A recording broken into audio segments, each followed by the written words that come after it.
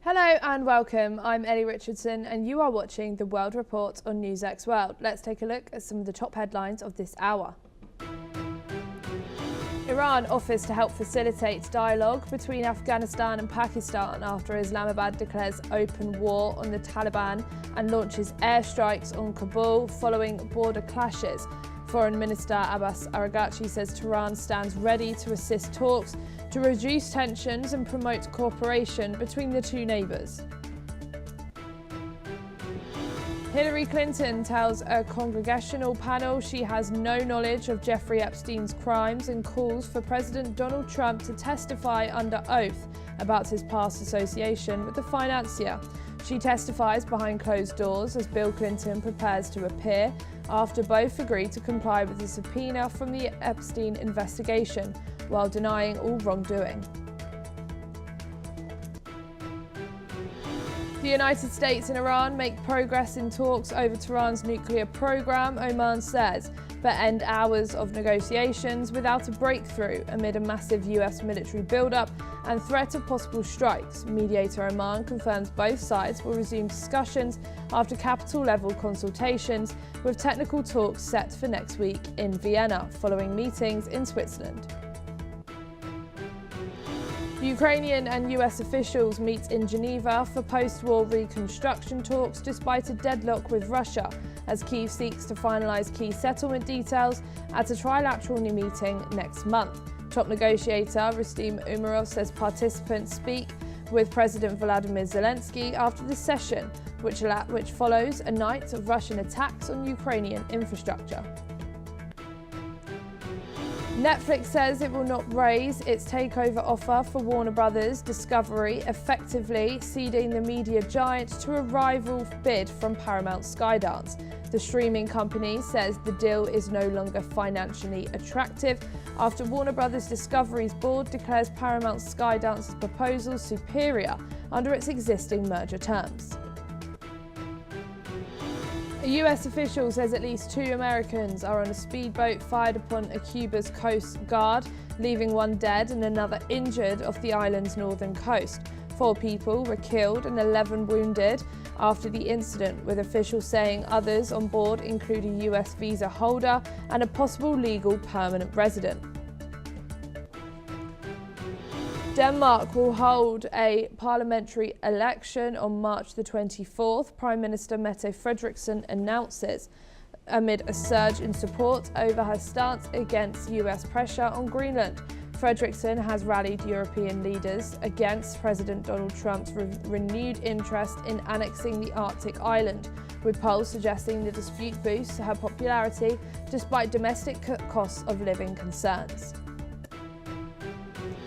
Britain's ruling Labour Party loses a key Manchester by-election to the left-wing Green Party, with official results dealing a fresh blow to Prime Minister Keir Starmer. Green candidate Hannah Spencer wins in Gorton and Denton with nearly 15,000 votes, as Labour falls to 3rd place behind Reform UK in one of its traditional strongholds. And for your top stories this hour, Afghan government spokesperson Zabihullah Mujahid has confirmed that 13 Afghan soldiers were killed and 13 civilians were wounded following attacks carried out by Pakistan. Afghan government also reported casualties in Pakita, with several civilians either killed or injured, although exact numbers remain unconfirmed. In response to Pakistan's claims of heavy casualties, including 100 Taliban fighters killed, Afghan government has denied these reports, stating that the Taliban had carried out the attack and inflicted minimal damage on Pakistan's forces. Furthermore, the Afghan government has stated that 55 Pakistani soldiers were killed, with 23 bodies transferred by the Taliban, and that several military bases and security posts were destroyed. Let's listen in to what the Taliban government spokesman had to say. دوی په بریدونو کې هم د اسلامي امارت مجاهدینو هم اوسنی تلفات زموږ نن سهار تر اوسه پورې ټول کړي دي 14 تنه مجاهدین موږ په ټول جګړه کې شهیدان لرو او 22 تنه ټپیان لرو او ملکی خلک 14 تنه ټپیان لرو په یو ځای کې او دا اوس راپورونه دا دي چې په پکتیکا کې دوی ملکی خلک بیا متضرر کړي دي څو تنه ملکی هیوادوال شهیدان او ټپیان لرو شمېر دقیق نه ده ادعا کړې چې تیر شپه کې دوی لسلو ډیر اسلامي امارت مجاهدین شهیدان کړي یا 200 ټپیان کړي دا ادعا کاملا ناسمه ده ځکه موږ متعرضو تیر شپه کې دوی د ځغاستې په حالت کې دوی ته مجال نه د ورکړل شوی چې موږ تلفات واړي او یا زیان پیښ او زیانونه چې پیښ هغه ډیر محدود دي لمنځه تللي په دې کې حدوداً 23 پورې جسدونه اسلامي امارت مجاهدینو د خورا انتقال کړي او څه شمېر ژوندي هم نیول شوي چې وروسته به شمېرې اعلان شي او ګڼ شمېر ټپیان شوي هم حدوداً 2 قرارګاوې 19 پوستې لمنځه. We are now being joined by Colonel Sanjeet Sorohi, who is an international relations and defence expert, joining us from New Delhi. Thank you so much for joining us here today on NewsX World. What are the immediate humanitarian and security risks for civilians living near the Afghanistan-Pakistan border amid this escalation of military operations and the airstrikes, and also these civilians now getting injured and killed? Ali, good evening. Thank you very much for having me on your news channel and discussing something very, very important and serious.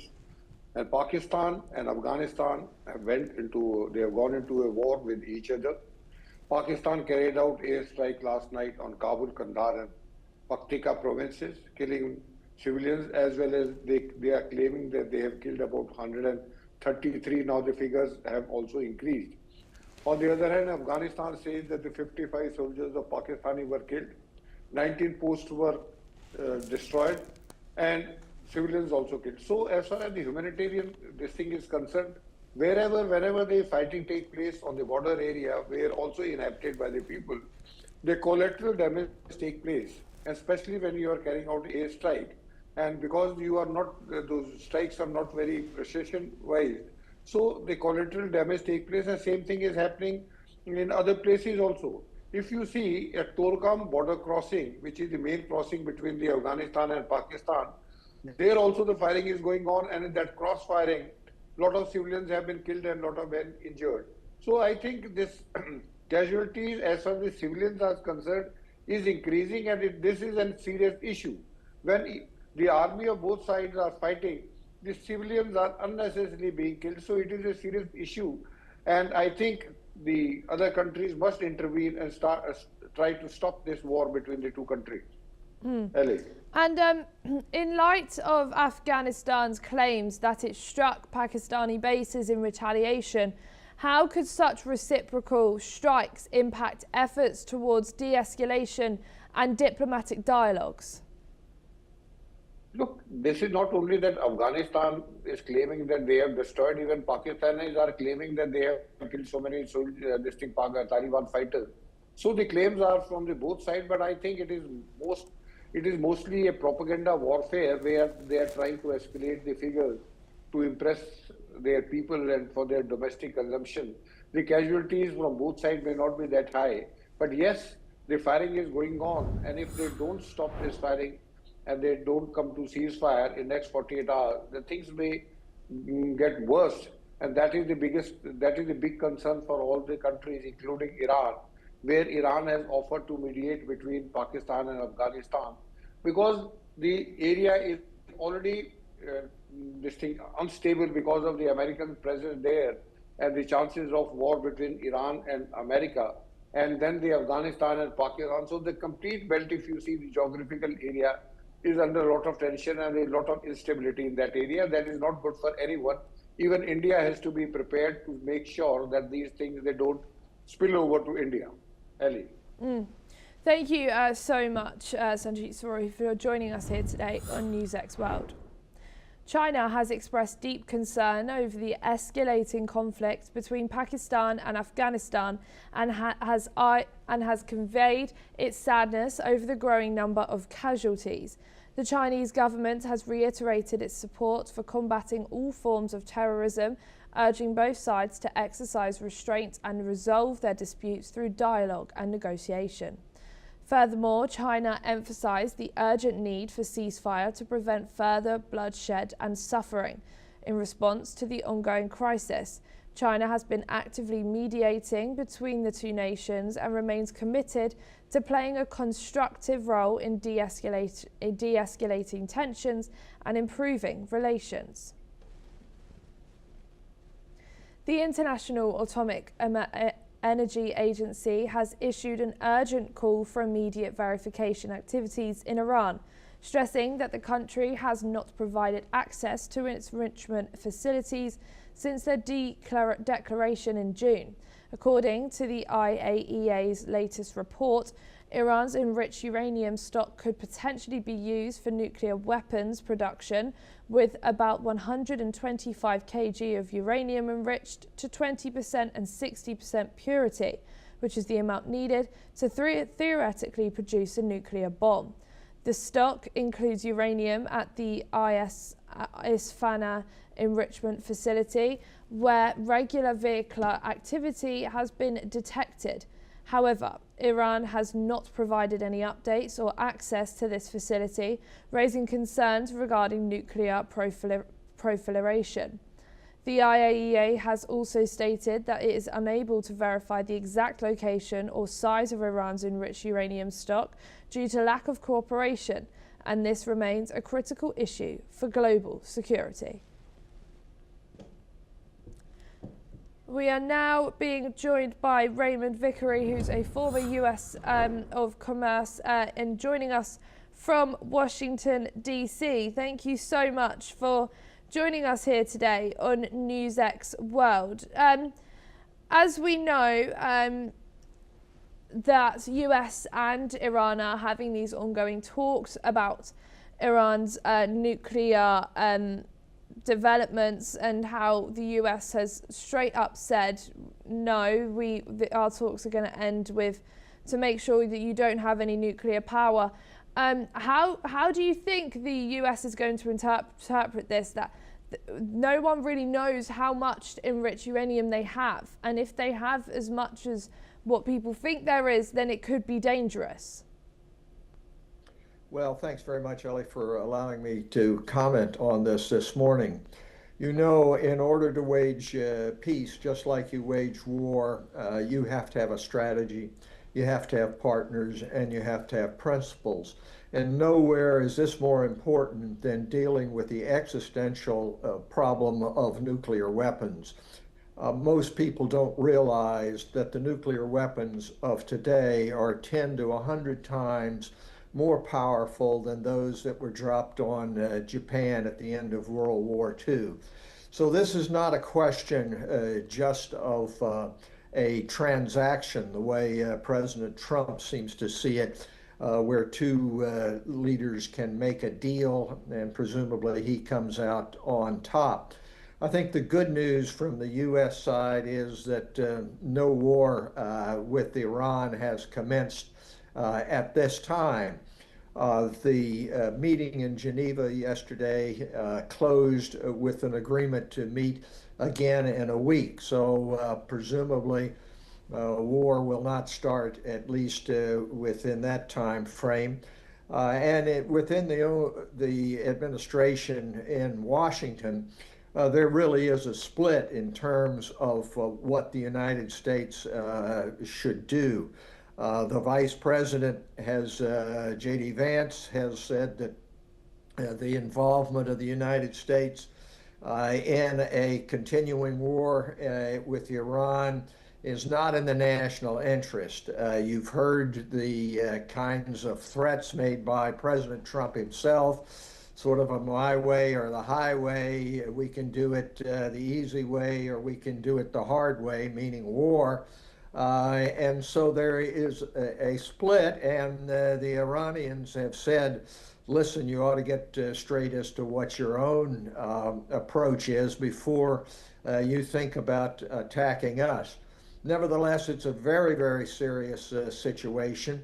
And it's obvious from what has happened today in moving tankers into the airports in Israel and asking diplomats from the U.S. to leave Israel that the Trump administration is preparing for war.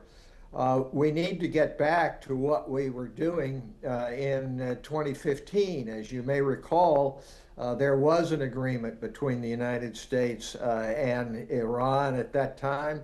President Trump in his first administration vetoed that and did away with it.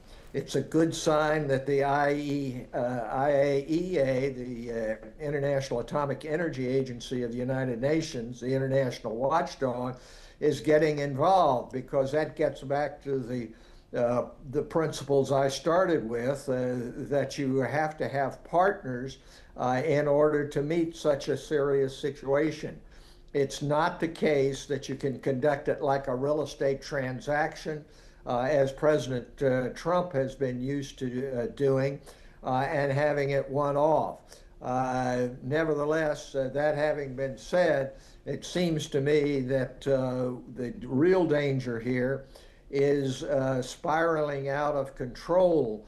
The United States is prepared for war. It has the assets in position, and it thought, I believe that President Trump thought that these threats would end the situation, but it obviously does not, because there is no U.S. strategy. There is no partnership with all concerned nations, and there's no principles. So we're still in a situation where, as I'm Winston really Churchill, sorry, Raymond. We'll join back with you very shortly, but we're just running out of time. At least 9 American refueling tankers arrived at Ben Gurion Airport in Israel overnight as part of the US military buildup in the Middle East. According to flight tracking data, multiple American refueling and cargo planes have been seen at the airport this week. In addition, 11 F-22 stealth fighter jets along with logistical support planes landed at Ovda Air Base in southern Israel. The current deployment includes at least 14 US refuelers stationed at Ben Gurion Airport, bolstering US air capabilities. These tankers are likely intended to support US fighter jets aboard the USS Gerald R. Ford aircraft carrier, which is heading towards Israel's northern coast. This build-up comes amid increasing tensions, with many analysts speculating that the US may be preparing for military strikes on Iran under orders from President Donald Trump. We're now being rejoined by Raymond Vickery. Thank you, Raymond, for joining us back here on NewsX World.